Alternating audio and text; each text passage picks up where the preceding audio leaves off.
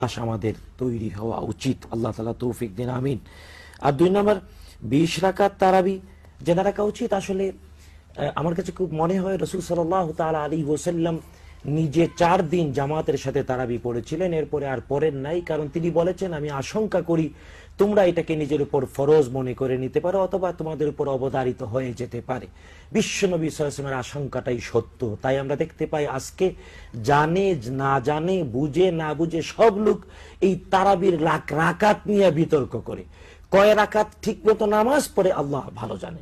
বরং এই বিতর্ক করতে গিয়ে নামাজের ব্যাপারেই মানুষের কাছে তৈরি হয়ে যাচ্ছে। বরং রমজান মাস তো হলো সওয়াব হাসিলের মাস, তাই চেষ্টা করতে হবে, যে যত পারে চেষ্টা করব। তবে সুন্নতকে সুন্নতের জায়গায়, ওয়াজিবকে ওয়াজিবের জায়গায়, নফলকে নফলের জায়গায়, ফরজকে ফরজের জায়গায়। তাই আমরা খুব বিনয়ের সাথে বলতে চাই, তারাবির নামাজ ফরজ নয়, ওয়াজিব নয়, বরং এটা হলো এমন একটি সুন্নাত, যদি কেউ পড়ে সওয়াব আছে, না পড়লে অপরাধ নাই। যদ্দূর পারে পড়বে, 4 রাকাত, 8 রাকাত, 10 রাকাত, 12 রাকাত, 20 রাকাত। মসজিদে নববীতে 36 রাকাত তারাবি হয়েছে। সুতরাং 20 রাকাত তারাবির পিছনে ফতোয়া না, বরং যদ্দূর পারা যায় পড়তে হবে।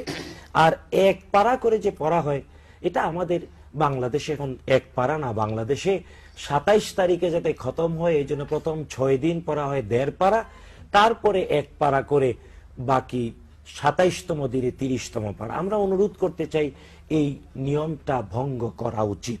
আমরা বলতে চাই বরং 29 তারিখের রাতে যাতে 30 পারার তেলাওয়াত কমপ্লিট হয়, যেটা হারামাইন আর শরীফাইনে হয়, এমনটা চর্চা করার চেষ্টা করা উচিত।